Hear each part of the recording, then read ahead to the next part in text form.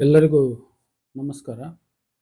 ಈಗ ಅಲ್ಲಮ ಪ್ರಭುಗಳ ವಚನಾರ್ಥ ಚಿಂತನೆಯ ಚರ್ಚೆಯ ಮುಂದುವರಿಕೆ. ಇದು ವಿಡಿಯೋ 3. ಇದರಲ್ಲಿ ಲಿಂಗದ ಕುರಿತ ಚರ್ಚೆ ಮುಂದುವರಿಕೆ ಆದರೂ ಇಷ್ಟಲಿಂಗ ಮತ್ತು ಪ್ರಾಣಲಿಂಗ ಈ ತತ್ವಗಳ ಮೇಲೆ ಒಂದು ವಿಶೇಷವಾದ ಗಮನವನ್ನು ಹಾಕಿ ಇಲ್ಲಿ ಚರ್ಚೆಯನ್ನು ಮುಂದುವರಿಸಲಾಗಿದೆ. ಇಷ್ಟಲಿಂಗವು ಕರಸ್ಥಲವಾದುದು, ಪ್ರಾಣಲಿಂಗವು ಭಕ್ತನ ಕೈಯೊಳಗಿನ ಜೀವ. 12ನೇ ಶತಮಾನದಲ್ಲಿ ಈ ಎರಡೂ ಲಿಂಗಗಳ ನಡುವೆ ಕೆಲವರು ಅಭೇದ ಕಲ್ಪಿಸಿರಲು ಸಾಧ್ಯ. ಈ ಎರಡೂ ಅಭಿನ್ನ ಎಂಬುದನ್ನು ಅಲ್ಲಮ ಒಪ್ಪುವುದಿಲ್ಲ. ಈ ಕುರಿತಾಗಿ ತಾತ್ವಿಕ ಜಿಜ್ಞಾಸೆ ನಡೆಸಿದ ಅಲ್ಲಮ ಪ್ರಭುಗಳು ಹೀಗೆನ್ನುತ್ತಾರೆ: ಇಷ್ಟಲಿಂಗವನು ಪ್ರಾಣಲಿಂಗವೆಂಬ ಕಷ್ಟವೆಲ್ಲಿಯದು ನೋಡ. ಇಷ್ಟಲಿಂಗವನು ಪ್ರಾಣಲಿಂಗವೆಂಬ ಕಷ್ಟವೆಲ್ಲಿಯದು ನೋಡ. ಇಷ್ಟಲಿಂಗ ಹೋದಡೆ ಪ್ರಾಣಲಿಂಗ ಹೋಗದ ನೋಡ. ಇಷ್ಟಲಿಂಗ ಪ್ರಾಣಲಿಂಗದ ಭೇದವನು ಗುಹೇಶ್ವರ ನಿಮ್ಮ ಶರಣಬಲ್ಲ ಅಂತೇಳಿ 181ನೇ ವಚನ. ಅಲ್ಲಮನ ಪ್ರಕಾರ ಪ್ರಾಣಲಿಂಗವೆಂದರೆ ಈ ದೇಹದೊಳಗಿರುವ ಜೀವ. ಕಾಯದೊಳಗೆ ಜೀವವುಳ್ಳನ್ನಕ್ಕ ಅದೇ ಪ್ರಾಣಲಿಂಗವು ಅಂತ ಹೇಳುತ್ತೆ 182ನೇ ವಚನ. ಕಾಯದೊಳಗೆ ಜೀವವುಳ್ಳನ್ನಕ್ಕ ಅದೇ ಪ್ರಾಣಲಿಂಗವು ಅಂತ. ಅಲ್ಲಮನ ಈ ವ್ಯಾಖ್ಯಾನ ಮುಂದಿನ ವಚನಗಳಲ್ಲಿ ಇನ್ನೂ ಬಹಳ ಸ್ಪಷ್ಟವಾಗುತ್ತಾ ಹೋಗುತ್ತದೆ. ಅದು ಪ್ರಾಣಲಿಂಗಕ್ಕೆ ಕಾಯವೇ ಸಜ್ಜೆ, ಆಕಾಶ ಗಂಗೆಯಲ್ಲಿ ಮಜ್ಜನ, ಹೂವಿಲ್ಲದ ಪರಿಮಳದ ಪೂಜೆ, ಹೃದಯ ಕಮಲದಲ್ಲಿ ಶಿವಶಿವ ಎಂಬ ಶಬ್ದ, ಇದು ಅದ್ವೈತ ಕಾಣ ಗುಹೇಶ್ವರ ಅಂತ ಹೇಳ್ಬಿಟ್ಟು 198ನೇ ವಚನ ನಮಗೆ ಹೇಳುತ್ತೆ. ಹಾಗಾಗಿ ಅಲ್ಲಮ ಪ್ರಭು ಆತ ಪ್ರಾಣಲಿಂಗ ಪೂಜಕ. ನೋಡಿ, ಇಲ್ಲಿ ಅದ್ವೈತ ತತ್ವದ ಒಂದು ವಿಚಾರವನ್ನು ಕೂಡ ನೀವು ಗಮನಿಸಬಹುದು. ಪ್ರಾಣಲಿಂಗಕ್ಕೆ ಕಾಯವೇ ಸಜ್ಜೆ, ಆಕಾಶ ಗಂಗೆಯಲ್ಲಿ ಮಜ್ಜನ, ಹೂವಿಲ್ಲದ ಪರಿಮಳದ ಪೂಜೆ, ಹೃದಯ ಕಮಲದಲ್ಲಿ ಶಿವಶಿವ ಎಂಬ ಶಬ್ದ, ಇದು ಅದ್ವೈತ ಕಾಣ. ಅಂದ್ರೆ ದೇಹ ಮತ್ತು ದೇಹದೊಳಗಿನ ಪ್ರಾಣ ಮತ್ತು ಆ ಪರಮಾತ್ಮ ಇವೆರಡು ಅಭಿನ್ನ ಅನ್ನುವಂಥ ಒಂದು ಅದ್ವೈತ ವಿಚಾರ ಇಲ್ಲಿದೆ. ಲಿಂಗವೇ ಪ್ರಾಣ, ಪ್ರಾಣವೇ ಲಿಂಗವಾಯಿತು, ಆ ಲಿಂಗವೇ ಲಿಂಗಾಂಗವಾಯಿತು. ಗುಹೇಶ್ವರ ಲಿಂಗದಲ್ಲಿ ಸರ್ವಾಂಗ ಲಿಂಗ ಪ್ರಾಣಲಿಂಗ ಸ್ವಾಯತವಾಯಿತು ಕಾಣ ಚನ್ನಬಸವಣ್ಣ ಅಂತೇಳಿ 1487ನೇ ವಚನದಲ್ಲಿ ಚನ್ನಬಸವಣ್ಣನಿಗೆ ಈ ಮಾತನ್ನ ಹೇಳಿರುವುದು ಸ್ಪಷ್ಟವಿದೆ. ಪ್ರಾಣಲಿಂಗ ಮತ್ತು ಕಾಯ ಇವೆರಡರ ಸಂಬಂಧ ಅನ್ಯೋನ್ಯವಾದುದು.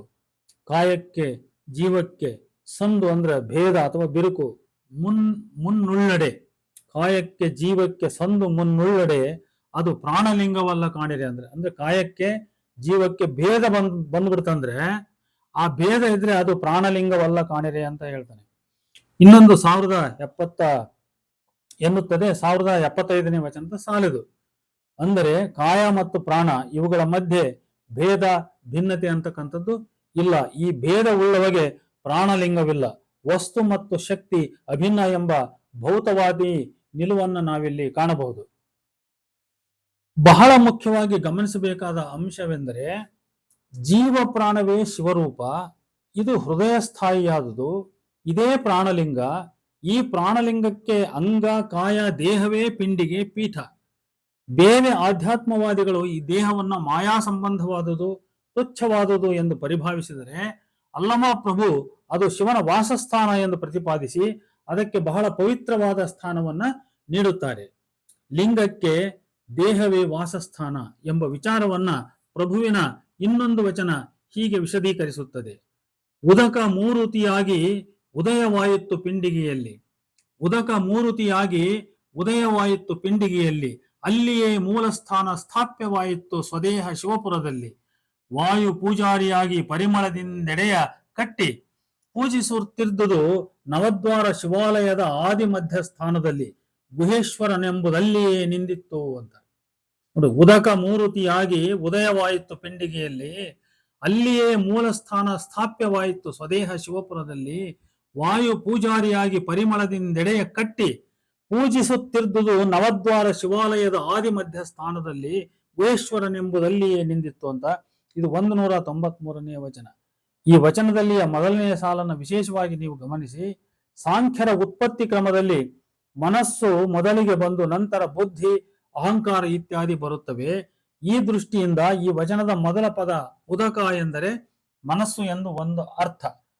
ಅಂದರೆ ಮನಸ್ಸೇ ಪ್ರಾಣಲಿಂಗ ರೂಪ ತಾಳಿ ದೇಹವೆಂಬ ಪಿಂಡಿಗೆಯಲ್ಲಿ ನೆಲೆಸಿತು ಎಂದು. ಇನ್ನೊಂದು ಅರ್ಥ, ತಾಯಿ ಗರ್ಭಧಾರಣೆಯಲ್ಲಿ ಭ್ರೂಣ ತಾಳುವ ಪೂರ್ವದಲ್ಲಿ ಜಲರೂಪವಿದ್ದು ಅದೇ ಕ್ರಮೇಣ ಜೀವವಾಗುತ್ತದೆ ಅಂತ. ಅಂಡಾಣುವು ಪಿಂಡಾಣುವಾಗಿ ರೂಪಾಂತರವಾಗುತ್ತದೆ ಅಂತ. ಈ ಅರ್ಥ ವ್ಯತ್ಯಾಸಗಳೇನೇ ಇದ್ದರೂ ಪ್ರಾಣಲಿಂಗ ಅರ್ಥಾತ್ ಶಿವನಿಗೆ ಮನುಷ್ಯನ ಕಾಯವೇ ನೆಲೆ ಎಂಬುದು ಇಲ್ಲಿ ಸ್ಪಷ್ಟ. ಮುಂದಿನ ಅಲ್ಲಮರ 195ನೇ ವಚನದ ಸಾಲುಗಳನ್ನು ನೋಡಿ, ಕಾಲೇ ಕಂಬಗಳಾದವೆನ್ನ ಎಂಬುದು ಈ ಅರ್ಥವನ್ನು ಅದು ಗಟ್ಟಿಗೊಳಿಸುತ್ತದೆ. ಪ್ರಾಣಲಿಂಗಕ್ಕೆ ಕಾಯವೇ ಸಜ್ಜೆ, ಆಕಾಶ ಗಂಗೆಯಲ್ಲಿ ಮಜ್ಜನ, ಹೂವಿಲ್ಲದ ಪರಿಮಳದ ಪೂಜೆ, ಹೃದಯ ಕಮಲದಲ್ಲಿ ಶಿವಶಿವ ಎಂಬ ಶಬ್ದ, ಇದು ಅದ್ವೈತ ಕಾಣ ಗುಹೇಶ್ವರ ಅಂತ 198ನೇ ವಚನ. ಈ ಅಂಗ ಲಿಂಗ ಸಂಬಂಧಕ್ಕೆ ಅದ್ವೈತ ಸಿದ್ಧಾಂತದ ಆಯಾಮವನ್ನು ಒದಗಿಸುತ್ತದೆ. ಹೀಗೆ ಮಂಡಿಸಲ್ಪಟ್ಟ ಪ್ರಾಣಲಿಂಗ ತತ್ವಕ್ಕೆ ನೇರ ವಿರುದ್ಧವಾದ ವಚನಗಳು ಅಲ್ಲಮನ ವಚನಗಳ ಪಂಕ್ತಿಯಲ್ಲಿ ಸಿಗುತ್ತವೆ. ಉದಾಹರಣೆಗೆ, ಭಕ್ತನ ದೇಹದೊಳಗೆ ಇರುವ ಪ್ರಾಣವು ಲಿಂಗವಲ್ಲ ಎಂದು ಅಲ್ಲಮನ ಒಂದು ವಚನ ಅವನದೇ ಪ್ರಾಣಲಿಂಗ ಕಲ್ಪನೆಯನ್ನ ಇದು ನಿರಾಕರಿಸುತ್ತದೆ. ಬಹುಶಃ ಇದು ಪ್ರಕ್ಷಿಪ್ತ ಇರಬೇಕಂತ ನನಗೆ ಅನಿಸ್ತದೆ. ಇದು ಈ ವಚನ ಯಾವುದು ಅಂತ ಹೇಳಿದ್ರೆ ಇಲ್ಲಿ ನೋಡಿ, 139ನೇ ವಚನ ಇದು. ಪ್ರಣವ ಮಂತ್ರವ ಕರ್ಣದಲ್ಲಿ ಹೇಳಿ ಶ್ರೀ ಗುರು ಶಿಷ್ಯನ ಅಂಗದ ಮೇಲೆ ಲಿಂಗ ಪ್ರತಿಷ್ಠೆಯ ಮಾಡಿದ ಬಳಿಕ ಪ್ರಾಣದಲ್ಲಿ ಲಿಂಗವಿಪ್ಪುದೆಂಬ ರೊತಗೇಡಿಗಳ ಮಾತ ಕೇಳಲಾಗದು. ಒಳಗಿಪ್ಪನೇ ದೇವನು ಮಲಮೂತ್ರ ಮಾಂಸ ಹೇಸಿಗೆಯೊಳಗೆ, ಅಲ್ಲಿ ಪ್ರಾಣವಿಪ್ಪುದಲ್ಲದೆ ಲಿಂಗವಿಪ್ಪುದೆ. ಆ ಪ್ರಾಣವ ತಂದು ತನ್ನ ಇಷ್ಟಲಿಂಗದಲ್ಲಿ ಇರಿಸಿ ನೆರೆಯಬಲ್ಲಡೆ ಆತನೇ ಪ್ರಾಣಲಿಂಗ ಸಂಬಂಧಿ, ಅಲ್ಲದವರ ಮೆಚ್ಚುವನೇ ನಮ್ಮ ಗುಹೇಶ್ವರ ಲಿಂಗವು ಅಂತ ಹೇಳಿ. ಇದು 139ನೇ ವಚನ. ಇದು ಸ್ವತಃ ಅಲ್ಲಮ ಪ್ರಭುವಿನ ಪ್ರಾಣಲಿಂಗ ಕಲ್ಪನೆಯನ್ನು ವಿರೋಧಿಸ್ತಕ್ಕಂಥ ಒಂದು ಸ್ವಯಂ ವೈರುಧ್ಯದ ವಚನ. ಹಾಗಾಗಿ ನನಗೆ ಇದು ವೈಚಾರಿಕವಾಗಿ ಇದು ಅಲ್ಲಮ ಪ್ರಭುವಿನ ವಚನವಲ್ಲ, ಇದೊಂದು ಪ್ರಕ್ಷಿಪ್ತ ವಚನವಿರಬೇಕು ಅಂತ ಅನುಮಾನ ನನಗೆ ಬರ್ತದೆ. ಜೀವ ಪ್ರಾಣವನ್ನು ಅಲ್ಲಮ ಲಿಂಗವೆಂದು ಪ್ರತಿಪಾದಿಸಿದ್ದು ಮಾತ್ರ ಬೇಕೆ? ಈ ಮಲಮೂತ್ರ ಮಾಂಸ ಭರಿತವಾದ ಇಡೀ ಕಾಯವನ್ನೇ ಸರ್ವಾಂಗವನ್ನೇ ಲಿಂಗ ಎಂದಿರುವಾಗ ಈ ವಚನದ ಅಭಿಪ್ರಾಯವೇಕೆ ಉಲ್ಟ ಹೊಡೆಯಿತು? ಹಾಗಾಗಲು ಸಾಧ್ಯವೇ? ಇಲ್ಲಿ ಸಂಪ್ರದಾಯವಾದಿ ಗುರು ಮನಸ್ಸು ಕೆಲಸ ಮಾಡಿದೆ ಎಂಬುದು ನಿಸ್ಸಂದೇಹವಾದುದು. ಏಕೆಂದರೆ ಅಲ್ಲಮನ ಸರ್ವಾಂಗಲಿಂಗ ಮತ್ತು ಪ್ರಾಣಲಿಂಗ ಕಲ್ಪನೆಗಳು ಇಷ್ಟಲಿಂಗವನ್ನು ಗೌಣವಾಗಿಸುತ್ತವೆ. ಇಷ್ಟಲಿಂಗ ಗೌಣವಾದಾಗ ಅದನ್ನ ದೀಕ್ಷೆಯಿಂದ ಭಕ್ತನಿಗೆ ನೀಡುವ ಗುರುವು ನೇಪಥ್ಯಕ್ಕೆ ಇಲ್ಲಿ ಸರಿಸಲ್ಪಡುತ್ತಾನೆ. ಹಾಗಾಗಿ ಗುರು ಕೆಳಕ್ಕೆ ಬಿದ್ದ. ಈ ಕಾರಣಕ್ಕಾಗಿ ಮತ್ತೆ ಇಷ್ಟಲಿಂಗವನ್ನು ಅದನ್ನು ನೀಡುವ ಗುರುವನ್ನು ಮುನ್ನೆಲೆಗೆ ತರುವ ಒಂದು ಗುಪ್ತ ಧರ್ಮ ರಾಜಕಾರಣದ ಹಸ್ತ ಈ ವಚನವನ್ನ ಅಲ್ಲಮನದೆಂಬಂತೆ ರಚಿಸಿರಬೇಕೆಂಬುದರಲ್ಲಿ ನನಗೆ ಸಂದೇಹವಿಲ್ಲ. ಆದ್ದರಿಂದ ಇದು ಪ್ರಕ್ಷಿಪ್ತ ವಚನವೇ ಸರಿ. ಅದೇ ರೀತಿ ಇನ್ನೊಂದು 593ನೇ ವಚನವೂ ಕೂಡ ಪ್ರಕ್ಷಿಪ್ತವೇ ಅನ್ನೋದ್ರಲ್ಲಿ ನನಗೆ ಅನುಮಾನವಿಲ್ಲ. ಆ ವಚನ ಹೀಗಿದೆ ನೋಡಿ, ಪ್ರಾಣ ಲಿಂಗದಲ್ಲಿ ಸಮನಿಸದು, ಲಿಂಗ ಪ್ರಾಣದಲ್ಲಿ ಸಮನಿಸದು, ಪ್ರಾಣಲಿಂಗ ಲಿಂಗ ಪ್ರಾಣವೆಂಬುದು ಸಂದು ಸಂಶಯವಲ್ಲದೆ ನಿಜವಲ್ಲ ಕೇಳ, ದಶ ಪ್ರಾಣ ಒಳಿದು ಲಿಂಗವೇ ತಾನೆಂದರಿಯಬಲ್ಲಡೆ, ಅದೇ ಪ್ರಾಣಲಿಂಗ ಗುಹೇಶ್ವರ ಅಂತ ಹೇಳ್ಬಿಟ್ಟು. ಇನ್ನ ಮತ್ತೊಂದು ಬೇರೆ ಕಲ್ಪನೆಗೆ ಹೋಗೋಣ. ಮನೋಮಧ್ಯದಲ್ಲಿರುವ ಜ್ಯೋತಿರ್ಲಿಂಗ ಅನ್ನುವಂಥ ಕಲ್ಪನೆ. ಮನೋಮಧ್ಯದಲ್ಲಿರ್ತಕ್ಕಂಥ ಜ್ಯೋತಿರ್ಲಿಂಗ. ಆತ್ಮಸಂಗವಾದವರ್ಗೆ ಬಹಿರ್ಭಾವವಿಲ್ಲ, ಆತ್ಮಸಂಗವಾದವರ್ಗೆ ಬಹಿರ್ಭಾವವಿಲ್ಲ. ಇಂದ್ರಿಯಗಳು ಲಿಂಗವಾದವರ್ಗೆ ವಿಷಯ ಸೂತಕವಿಲ್ಲ. ಕರ್ಣಗಳು ಲಿಂಗವಾದವರ್ಗೆ ಹಿಂದು ಮುಂದೆಂಬ ಸಂದೇಹವಿಲ್ಲ. ಲಿಂಗಾಲಯವು ಮನವಾದವರ್ಗೆ ಇಹಪರವೆಂಬ ಸಂಶಯವಿಲ್ಲ. ಲೋಕದಂತೆ ನಡೆವರು, ಲೋಕದಂತೆ ನುಡಿವರು, ಮನವು ಮಹಾಲಿಂಗದಲ್ಲಿ ಪರಿಣಾಮಿಗಳು. ಅಂತಪ್ಪ ಮಹಾನುಭಾವಿಗಳ ಲೋಕದ ಪ್ರಪಂಚಗಳೆಂದಡೆ, ಮನೋಮಧ್ಯದಲ್ಲಿಪ್ಪ ಜ್ಯೋತಿರ್ಲಿಂಗವು ನಗದಿಪ್ಪನೇ ಗುಹೇಶ್ವರ ಅಂತ. ಇದು 873ನೇ ವಚನ. ಆತ್ಮ ಪ್ರಾಣವೇ ಲಿಂಗ ಎಂಬುದು ಅಲ್ಲಮನ ಲಿಂಗದ ಒಂದು ಕಲ್ಪನೆ. ಆದ್ದರಿಂದ ಈ ವಚನದ ಮೊದಲ ಸಾಲಿನಲ್ಲಿಯೇ ಯಾವನು ಆತ್ಮಸಂಗಿಯೋ ಅವನಿಗೆ ಬಹಿರ್ಲಿಂಗ ಭಾವವಿಲ್ಲ, ಅಂದರೆ ಬಾಹ್ಯ ಕುರುಹಿನ ಅಗತ್ಯವಿಲ್ಲ. ಮುಂದುವರೆದು ಭಕ್ತನು ಸಹಜವಾಗಿ ತನ್ನ ಸರ್ವೇಂದ್ರಿಯಗಳಲ್ಲಿ ಲಿಂಗ ಪ್ರತಿಷ್ಠಿಸಿಕೊಂಡು ಲಿಂಗಕಾಯನಾಗುವನು. ಇಂಥವನಿಗೆ ವಿಷಯ ಸೂತಕವಿಲ್ಲ, ಏಕೆಂದರೆ ಅವನು ಲಿಂಗಕಾಯನಾಗಿ ಪಡುವ ಸರ್ವೇಂದ್ರಿಯ ವಿಷಯ ಸುಖಗಳು ಲಿಂಗಾರ್ಪಿತವಾಗುವವು. ಅದೇ ರೀತಿ ಚಿತ್ತ, ಬುದ್ಧಿ, ಮನ, ಅಹಂಕಾರವೆಂಬ ಚತುರ್ಕರ್ಣಗಳೇ ಲಿಂಗವಾದವರಿಗೆ ಹಿಂದು ಮುಂದು ಭೂತ ಭವಿಷ್ಯತ್ ಎಂಬ ಭೇದವಿಲ್ಲ. ಇನ್ನು ತಮ್ಮ ಮನವೇ ಲಿಂಗಾಲಯವಾದವನಿಗೆ ಇಹಪರ ಎಂಬ ಭೇದವೇ ಇಲ್ಲ.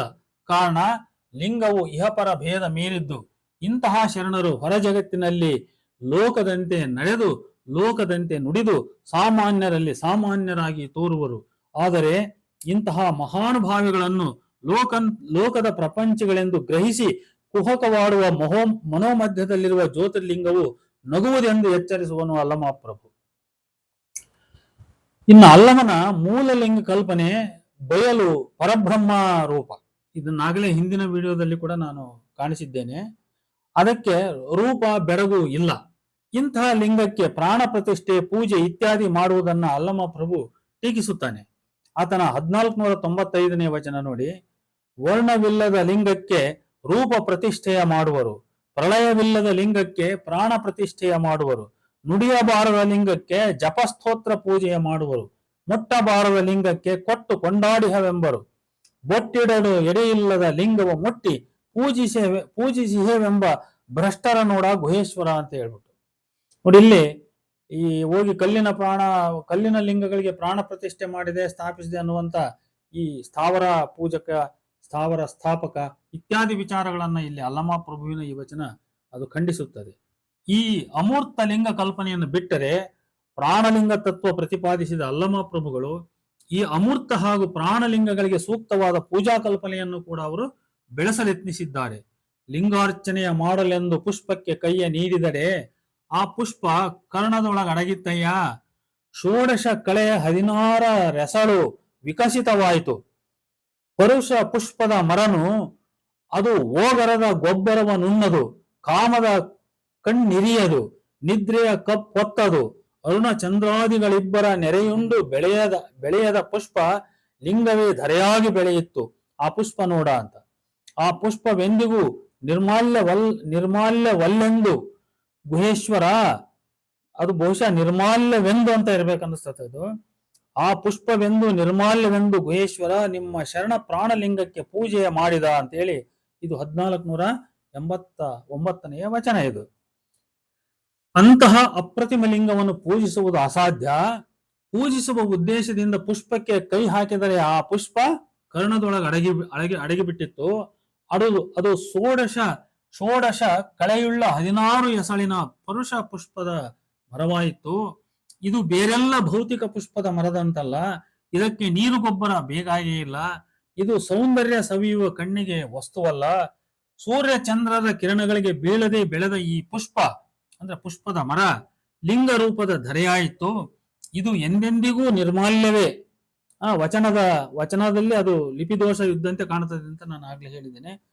ಇಂತಹ ಪುಷ್ಪದಿಂದ ಪ್ರಾಣಲಿಂಗದ ಪೂಜೆ, ಹೀಗೆ ಕಾಲ್ಪನಿಕವಾದ ಪೂಜೆಯನ್ನ ವರ್ಣಿಸುವ ಅಲ್ಲಮ ಪ್ರಭುಗಳು ವಾಸ್ತವವಾದ ಪ್ರಾಪಂಚಿಕ ಪೂಜೆ, ಭೌತಿಕ ಕರ್ಮಗಳನ್ನ ಪರೋಕ್ಷವಾಗಿ ಅವರು ನಿರಾಕರಿಸುತ್ತಾರೆ. ಇದರ ಪ್ರತ್ಯಕ್ಷ ಸಾಕ್ಷಿಯಾಗಿ ಈ ಇನ್ನೊಂದು ವಚನವನ್ನು ನೀವು ನೋಡಬಹುದು. ಲಿಂಗಾರ್ಪಿತ ಎಂಬರು ನಾವು ಇದನ್ನು ಅರಿಯವಯ್ಯ. ನೋಡಿ, ಲಿಂಗಾರ್ಪಿತ ಎಂಬರು ನಾವು ಇದನ್ನು ಅರಿಯವಯ್ಯ. ನಿತ್ಯ ತೃಪ್ತ ಲಿಂಗಕ್ಕೆ ಹಸಿವೆಂಬುದುಂಟೆ. ಶಿವ ತಮ್ಮ ಹಸಿವ ಲಿಂಗದ ಮೇಲಿಟ್ಟು ಉನ್ನದ ಲಿಂಗಕ್ಕಾಗಿ ಅರ್ಪಿತವ ಮೆರೆವರು.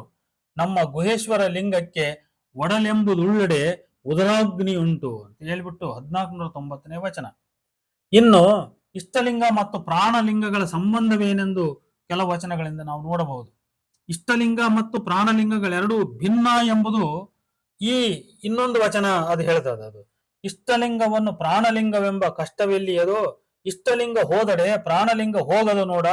ಇಷ್ಟಲಿಂಗ ಪ್ರಾಣಲಿಂಗದ ಭೇದವನು ಗುಹೇಶ್ವರ ನಿಮ್ಮ ಶರಣವಲ್ಲ ಅಂತ 181ನೇ ವಚನ.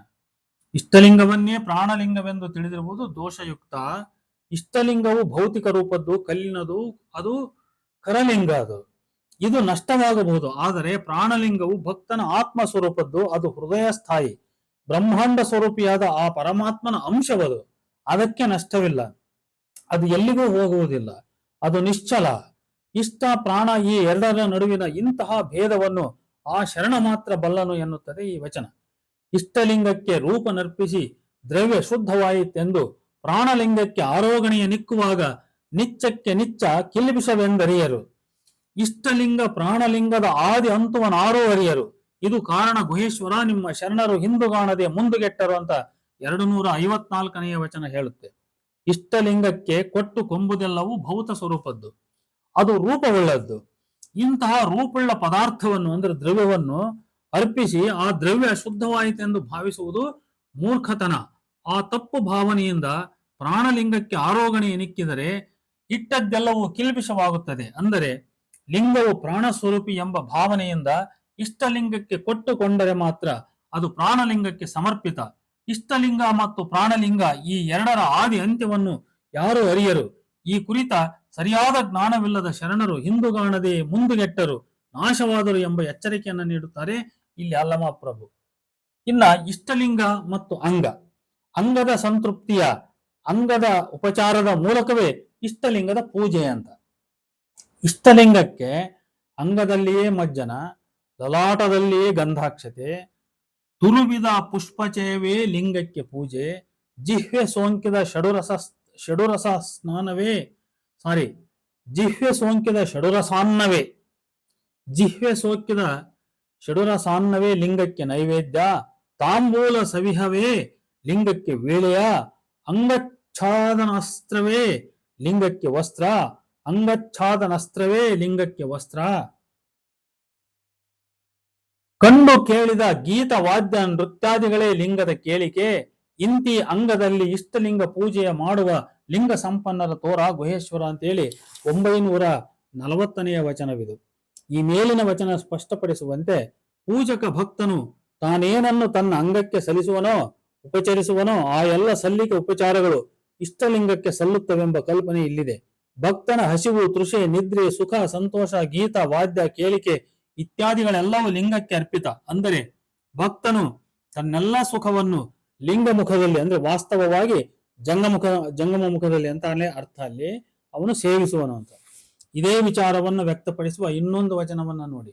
ಎನ್ನಂಗದಲ್ಲಿ ನಿಮಗೆ ಮಜ್ಜನ, ಎನ್ನ ತುರುವಿನಲ್ಲಿ ನಿಮಗೆ ಕುಸುಮ ಪೂಜೆ, ಎನ್ನ ಶ್ರೋತ್ರದಲ್ಲಿ ನಿಮಗೆ ಪಂಚ ಮಹಾವಾದ್ಯ ಕೇಳಿಕೆ, ಎನ್ನ ನಾಸಿಕದಲ್ಲಿ ನಿಮಗೆ ಸುಗಂಧ ಧೂಪ ಪರಿಮಳ, ಎನ್ನ ಜಿಹ್ವೆಯಲ್ಲಿ ನಿಮಗೆ ಷಡುರಸಾನ್ನ ನೈವೇದ್ಯ, ಎನ್ನ ತ್ವಕ್ಕಿನಲ್ಲಿ ನಿಮಗೆ ವಸ್ತ್ರಾಭರಣ ಅಲಂಕಾರ ಪೂಜೆ, ಎನ್ನ ಆನಂದವೆಂಬ ಸಜ್ಜ ಗೃಹದಲ್ಲಿ ನೀವು ಸ್ಫುರುಸನಂಗೈದು ನೆರೆದಿಪ್ಪಿರಾಗಿ ನಾನು ನೀನೆಂಬೆರಡಳಿದು ತಾನು ತಾನಾದ ಘನವನೇನೆಂಬೆ ಗುಹೇಶ್ವರನಯ್ಯ ಅಂತ ನೋಡು.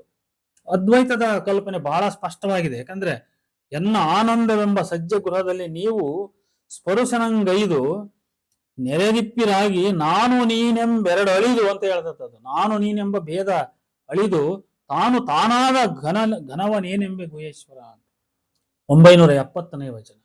ಇಂತಹ ವಚನಗಳು ಅಂಗಲಿಂಗ ಜೀವಶಿವ ಭೇದವನ್ನೇ ಅಳಿಸಿಬಿಡುತ್ತವೆ. ಭಕ್ತನ ಅಂಗವೇ ಲಿಂಗ, ಭಕ್ತನ ಜೀವವೇ ಶಿವ, ಭಕ್ತನ ಇಂದ್ರಿಯ ಸುಖಗಳೆಲ್ಲವೂ ಶಿವನ ಸುಖಗಳು, ಭಕ್ತನ ಕಾಯ ಬಿಟ್ಟು ಶಿವನೆಲ್ಲಿಯೂ ನೆಲೆಸಿರಲಾರ. ಆದ್ದರಿಂದ ಭಕ್ತನು ತಾನೇ ಲಿಂಗ ಶಿವನಾಗಿ ಲಿಂಗ ಮುಖದಲ್ಲಿ ತನ್ನ ಕಾಯಕ್ಕೆ ಸರ್ವ ಸುಖಗಳನ್ನು ಸಮರ್ಪಿಸುವನು. ನಾನು ನೀನೆಂಬೆರಡಳಿದು ತಾನು ತಾನಾದ ಘನವೇ ಶಿವ. ಅಲ್ಲಮನ ಎಚ್ಚರಿಕೆಯ ಪದ ಪ್ರಯೋಗ ಗಮನಿಸಿ. ಆನು ತಾನಾದುದು ಎಂದು ಹೇಳದೆ ತಾನು ತಾನಾದುದು ಎಂದಿರುವಲ್ಲಿದೆ. ಆನು ಎಂದರೆ ಜೀವ, ತಾನು ಎಂದರೆ ಶಿವ. ಅಂದ್ರೆ ಆನು ತಾನಾಗುವುದು ಎಂದರೆ ಜೀವ ಶಿವವಾಗುವುದು ಎಂದಾಗುತ್ತದೆ. ಇದು ತಪ್ಪಿದು. ಆನು ತಾನಾಗುವುದಲ್ಲ, ಇದು ತಾನು ತಾನಾಗುವುದು ಅಂತ.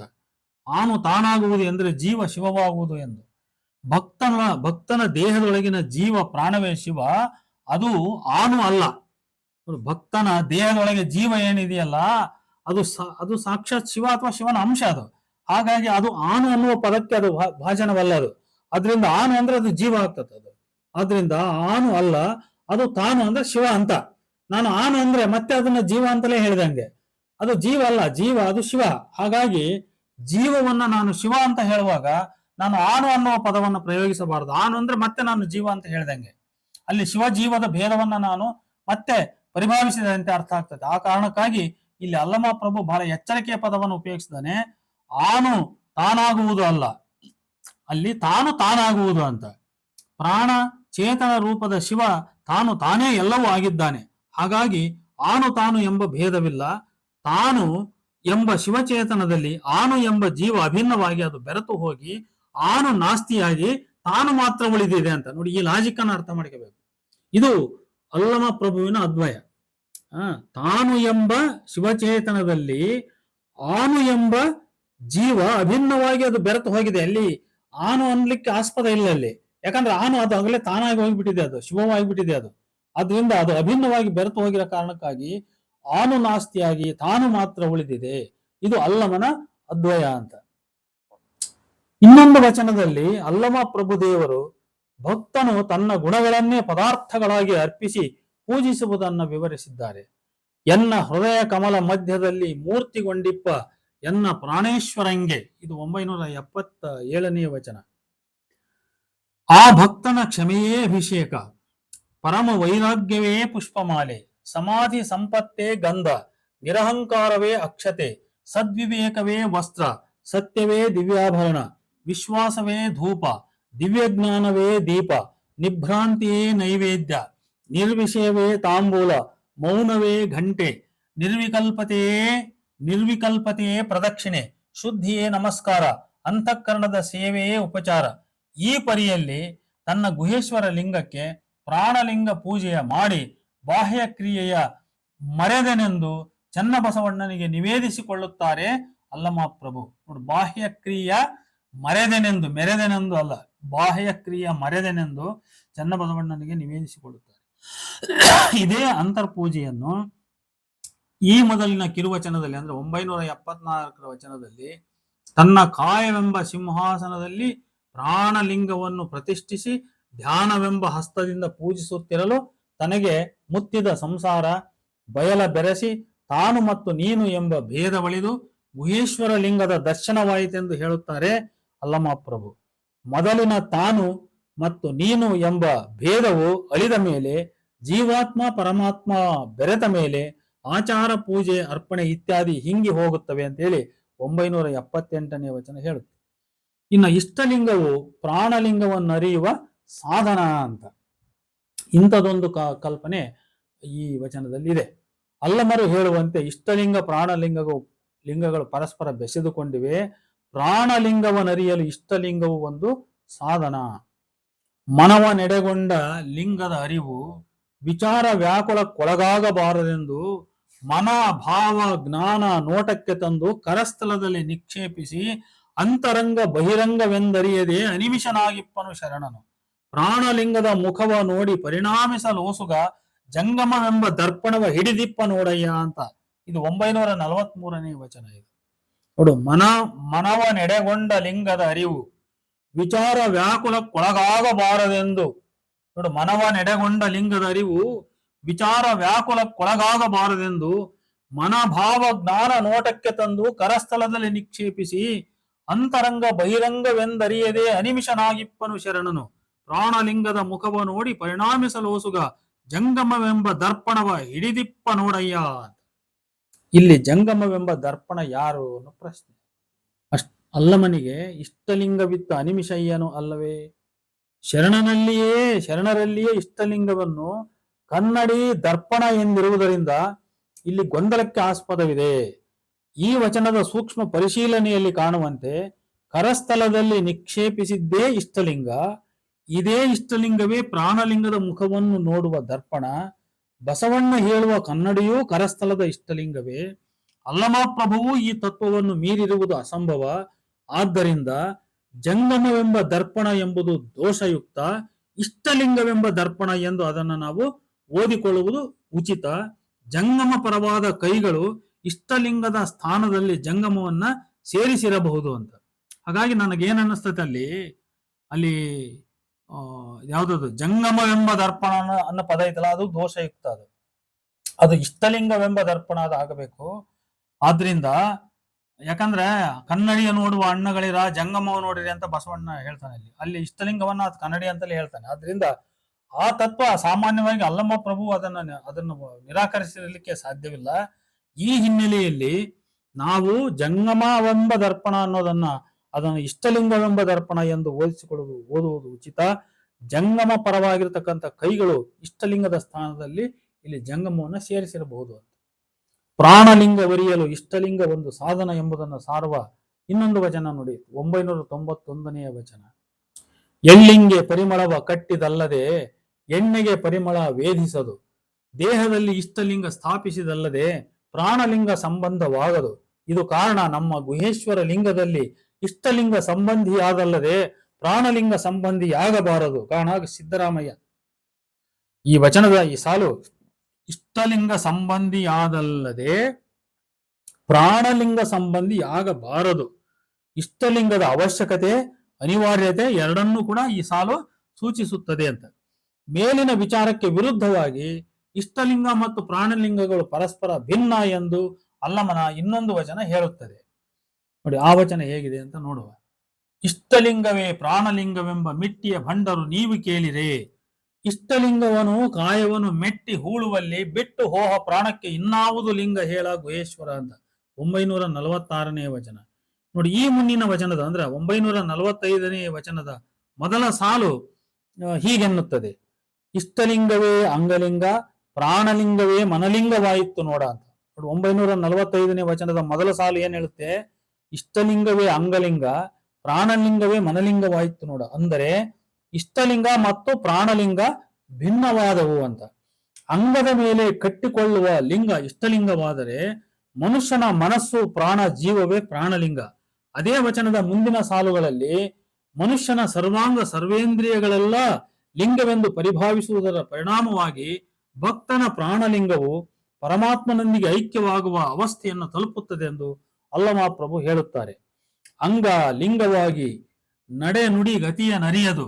ನೋಡು, ಅಂಗ ಲಿಂಗವಾಗಿ ನಡೆ ನುಡಿ ಗತಿಯ ನರಿಯದು. ಪ್ರಾಣಲಿಂಗವಾಗಿ ನವನಾಳದ ಸುಳುಹ ನರಿಯದು. ಮನಲಿಂಗವಾಗಿ ನೆನಹುಗೆಟ್ಟಿತ್ತು. ಅನುಭಾವ ಲಿಂಗವಾಗಿ ವಿಚಾರ ಹೊರತಿತ್ತು. ಭಾವಲಿಂಗವಾಗಿ ನಿರ್ಭಾವ ಒಳವಟ್ಟಿತ್ತು. ಸರ್ವ ಕ್ರಿಯೆಗಳೆಲ್ಲ ಲಿಂಗವಾಗಿ ಸರ್ವೇಂದ್ರಿಯ ಗಮನ ಕೆಟ್ಟಿತ್ತು. ಮಹಾಘನವಿಂಬುಗೊಂಡಿತ್ತಾಗಿ ನಿಷ್ಪತ್ತಿ ಕರಿಗೊಂಡಿತ್ತು. ಗುಹೇಶ್ವರ ಲಿಂಗದಲ್ಲಿ ಪ್ರಾಣಲಿಂಗ ಸ್ವಯವಾಯಿತ್ತು ನೋಡ ಸಿದ್ದರಾಮಯ್ಯ ಅಂತ 945ನೇ ವಚನ. ಈ ಮೇಲಿನ ವಚನದ ತಾತ್ಪರ್ಯವನ್ನು ಗಮನಿಸಿ ನೀವು. ಅಂಗವು ಲಿಂಗವಾಗುವುದರ ಮೊದಲ ಪರಿಣಾಮವೆಂದರೆ ಅಂಗವು ತನ್ನ ನಡೆ ಮತ್ತು ನುಡಿಯ ಮೇಲಿನ ಅವಲೋಕನವನ್ನು ಕಳೆದುಕೊಳ್ಳುತ್ತದೆ.